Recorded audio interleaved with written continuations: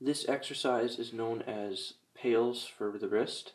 PAL stands for Progressive Angular Isometric Loading, and it's a good way to increase the mobility of your wrist.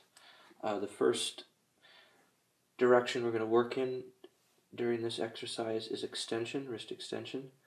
So my palm is on the ground, my fingers are pointed towards my knees, and I'm moving back, as you can see, into wrist extension till I feel a good stretch up here.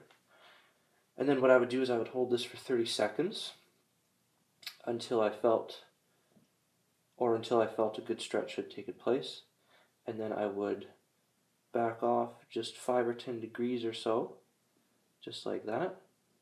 And then what I would try to do is push my hand into the ground and try to do this with my hand. Of course, you're not going to see any movement because the floor is in the way.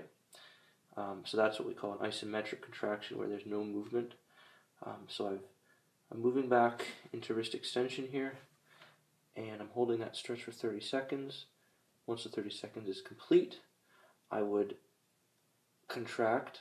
So all these muscles up here are firing up, and I feel them working and working and working, and I'm holding that as hard as I can for as long as I can. And you might start to shake, you might start to cramp, that's okay.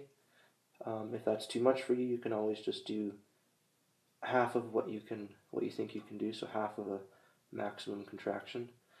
And then once that's complete, you'll relax, and then you'll move further into wrist extension. Now once you reach this new range of motion here, you would hold that for another 30 seconds, and then you would repeat the same process again. So you would contract once more into the floor the direction we just did, and you would probably gain another few degrees of motion, and that's the idea behind this exercise. Once you've done that, you can flip your wrist the other way. So now the back of my hand is on the ground, my palm is facing up, and I can work on wrist flexion. So in this direction, I'm decreasing this angle here, moving my wrist into wrist flexion, and I'm feeling the stretch on this side of my wrist over here. Again, I would hold that for 30 seconds, and then I would try to do this motion into the floor.